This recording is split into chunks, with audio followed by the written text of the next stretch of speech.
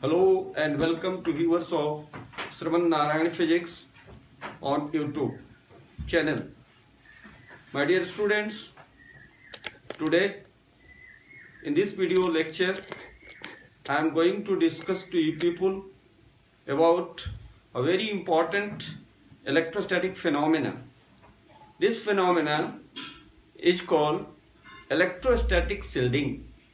So I will focus your attention towards this phenomena, so called electrostatic shielding, and also you will learn in this video lecture about the dielectric materials and their kinds, and also you will learn when dielectric materials are subjected to the region of external electric field, then in what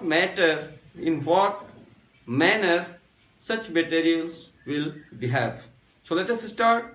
Firstly, I am going to start electrostatic shielding. So electrostatic shielding, we write electrostatic shielding is a method by means of which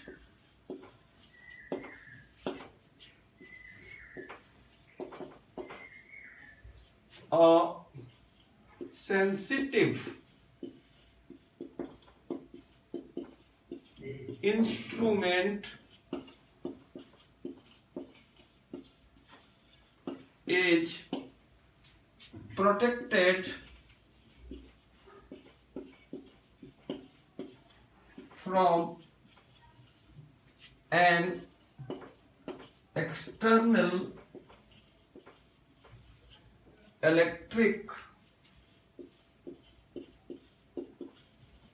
field. My dear students, जैसा कि मैंने लिखा है, electrostatic shielding एक method है। ये कैसा method है?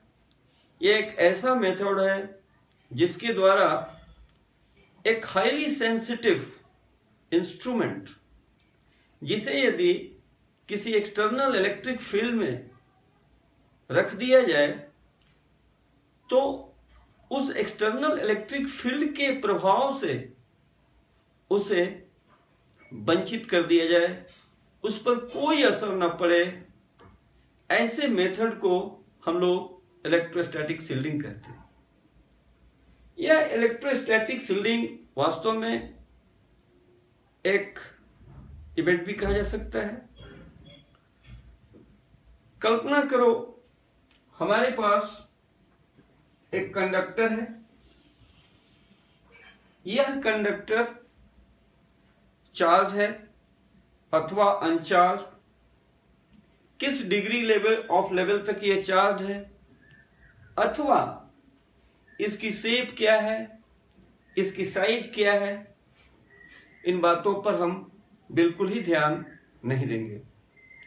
कल्पना किया जाए कि यह जो कंडक्टर है इसमें एक कैविटी डेवलप कर दिया जाए। कैविटी मतलब यह जो चार्ज कंडक्टर है इसके अंदर से कुछ मटेरियल्स को स्कूप कर लिया जाए और इस तरह से इसके अंदर एक कैविटी डेवलप कर गया है। यदि यह कंडक्टर चार्ज है और यदि इसको किसी एक्सटर्नल इलेक्ट्रिक फील्ड में रख दिया जाए, चाहे कोई भी परिस्थिति हो, कल्पना करो ये कंडक्टर जो है ये चार्ज है, इस पर हमने चार्ज दिया, मान लो +Q कूलम का हमने चार्ज दिया, और ये चार्ज जो है इस कंडक्टर के आउटर सरफेस पर पूरी तरह से स्प्रेड कर गया। अब ये पाया जाता है कि यह जो कैविटी बना हुआ है, इस कैविटी के अंदर चार्ज नाम की कोई चीज नहीं होती। इतना ही नहीं, यदि चार्ज ही 0 हुआ तो इसका मतलब कि इस कंडक्टर के अंदर जो ये कैविटी है, इस कैविटी में जो इलेक्ट्रिक फील्ड होगा उसकी भी वैल्यू 0 होगी। ऐसी इवेंट को ही हम लोग इलेक्ट्रोस्टैटिक शील्डिंग के नाम से जानते हैं। बहुत सारे हाईली सेंसिटिव इंस्ट्रूमेंट होते हैं और यदि उनको किसी एक्सटर्नल इलेक्ट्रिक फील्ड में रख दिया जाए तो ऐसे इंस्ट्रूमेंट उसके फील्ड से, बाहरी फील्ड से प्रभावित हो जाते हैं और जो इनका रियल रीडिंग होता है वह नहीं मिल पाता है। इसलिए इन्हें सील्ड किया जाता है। कल्पना करो एक चार्ज कंडक्टर है और ये चार्ज कंडक्टर, इस पर कुछ भी चार्ज दिया गया है और ये चार्ज कंडक्टर को हम किसी मेटल के बने हुए इस तरह के बंद आवरण से ढक दिए। ये भी ढका। अब इस चार्ज बॉडी का जितना भी चार्ज होगा, यह टोटल चार्ज इस जो हमने एक कवर के रूप में इसको बनाया है, इसके ऊपरी सतह पर आकर के और ये पूरी तरह से स्प्रेड अप कर जाएगा, फैल जाएगा और इस तरह से इस कंडक्टर के अंदर कोई भी चार्ज नहीं होगा, Q बराबर 0 होगा। जैसा कि अगर हम एक स्फेरिकल सेल ले लें और उस सेल के बाहर बहुत ही huge amount of electric charge उस पर सप्लाई करें और सेल का साइज काफी बड़ा हो और सेल के अंदर किसी व्यक्ति को बैठा दिया जाए, तो ऐसी स्थिति में वह व्यक्ति उस चार्ज के प्रभाव से बिल्कुल ही वंचित रह जाता है। यानी उस चार्ज के द्वारा कोई उस पर प्रभाव नहीं पड़ता। इसका एक प्रत्यक्ष उदाहरण हमको देखने को मिलता है। कभी कभी बरसात के दिनों में बादलों के टुकड़े आपस में टकराते हैं और इनके टकराने से huge amount of electric charge develop करती है और वही चार्ज जब धरती पर लैंड कर जाती है तो इसे हम लोग लाइटनिंग के नाम से जानते हैं। अब मान लो कि तुम ऐसे स्थिति से फेस कर रहे हो, ऐसे स्थिति में तुम किसी कार में बैठे हुए हो और रोड पर जा रहे हो और बिजली कड़क रही है। ऐसी स्थिति में तुम्हें क्या कार से बाहर निकलना चाहिए? बिल्कुल नहीं। ऐसी स्थिति में कार के अंदर जितने उसके शीशे हैं, ग्लास हैं, विंडोज, सबको पैक करके और उसमें बैठ जाना चाहिए आराम से। होगा क्या कि यदि वह huge amount of electric charge यदि लैंड भी करता है तो वह चार्ज कार का जो ऊपरी सतह होता है, जो मेटलिक पार्ट से बना होता है, उसी पर उसका प्रभाव होकर के रह जाता है और कार के अंदर जो भी बैठे रहते हैं उन पर उस चार्ज का कोई प्रभाव नहीं पड़ पाता। क्यों होता है? इसका वजह यही घटना जिसको हमने इलेक्ट्रोस्टैटिक शील्डिंग के बारे में बताया। Now next topic about which I want to discuss to you people, it is dielectric. So let us now focus our attention towards the study of dielectric substances, dielectric materials.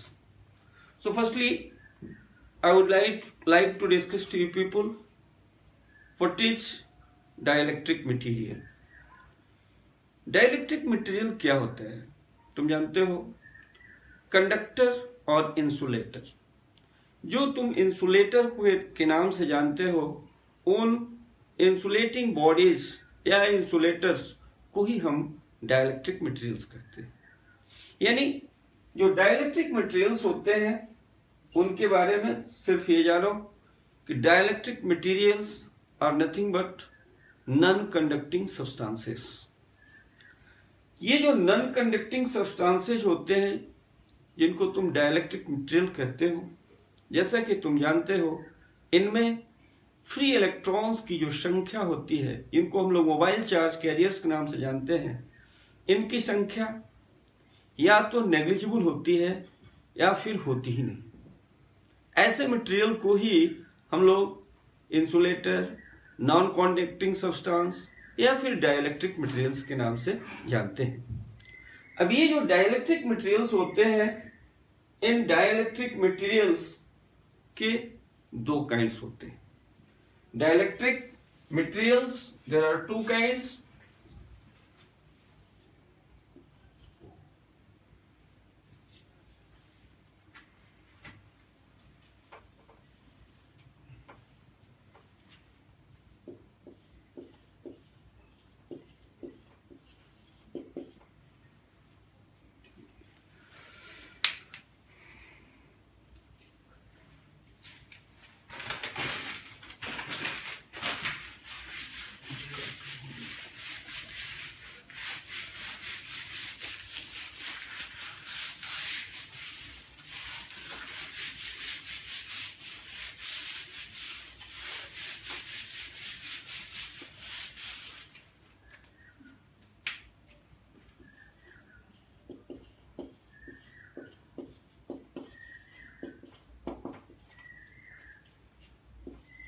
These are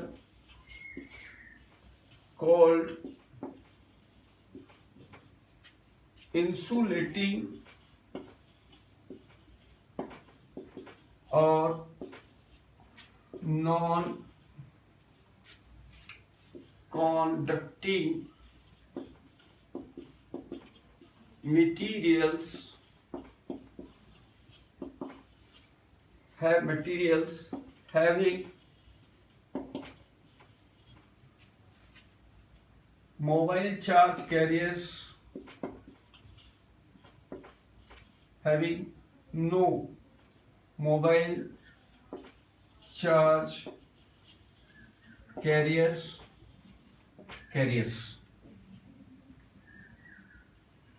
Now there are two types.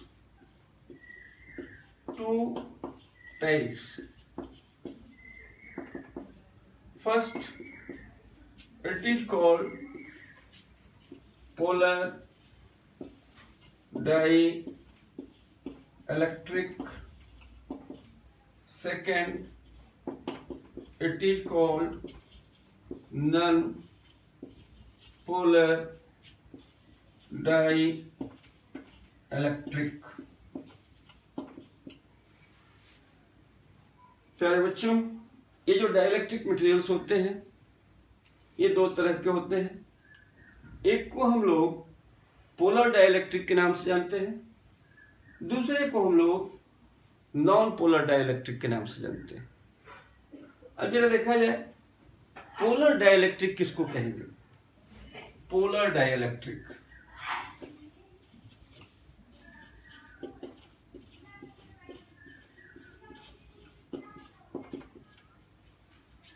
it is consisted of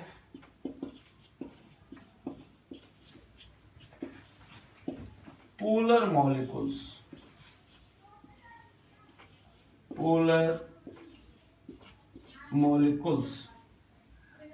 e.g. HCl, H2O, etc.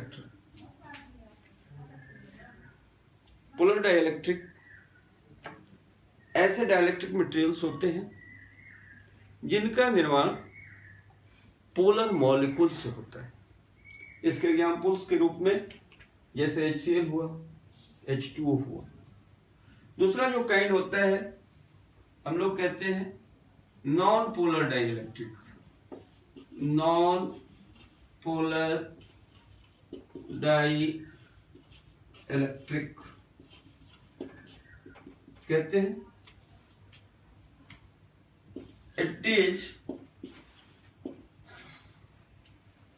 It is not consisted of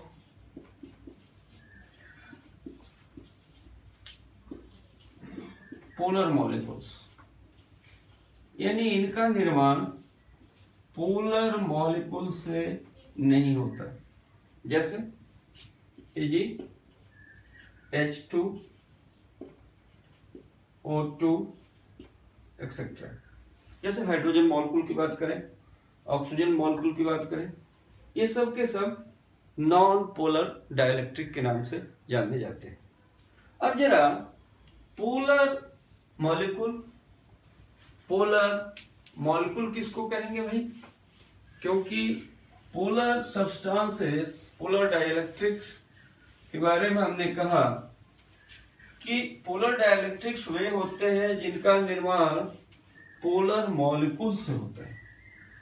तो प्यारे बच्चों, सबसे पहले तुमको ये जानना होगा कि जो पोलर मॉलिक्यूल्स होते हैं इनको किन्हें पोलर मॉलिक्यूल्स के नाम से जाना जाए। What do you mean by polar molecules? देखो, पोलर मॉलिक्यूल्स के बारे में हम ये कहते हैं, पोलर मॉलिक्यूल्स ऐसे मॉलिक्यूल जिनके लिए centre of positive charges and centre of negative charges do not coincide with each other, ऐसे मॉलिक्यूल को हम लोग पोलर मॉलिक्यूल्स के नाम से जानते हैं। So what will you right?